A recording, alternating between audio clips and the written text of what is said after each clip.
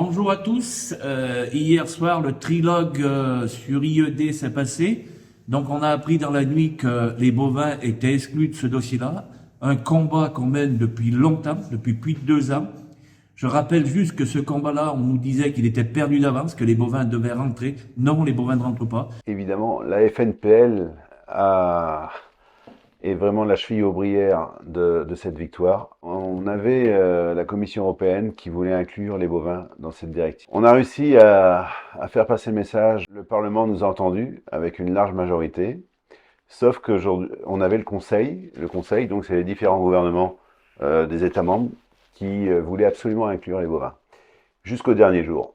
On a des eurodéputés comme Jérémy Desserles ou Benoît Lugène qui nous ont bien aidés. Et il y en a d'autres, hein, comme Anne Sander, tout ça, on a pu compter sur eux. Évidemment, on a continué à mettre la pression, nous, FNPL, que ce soit au ministère de l'Agriculture, que ce soit au ministère de la Transition écologique.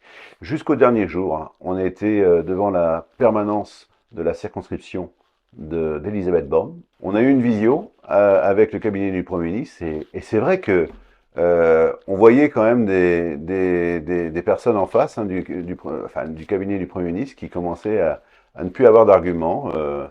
Et donc, la balance a penché du bon côté. La raison l'a emporté, voilà, parce que c'est un vrai signal envoyé à l'élevage européen de bovins. Et donc, le bon sens l'a emporté. Les bovins n'ont rien à voir avec des émissions industrielles. On est très très content à la FNPL ce matin. Moi, je remercie les équipes administratives et les élus qui ont porté ce dossier-là, qui y ont cru jusqu'au bout, hein, jusqu'à l'action de lundi matin menée par Ludovic. Voilà, très très fier.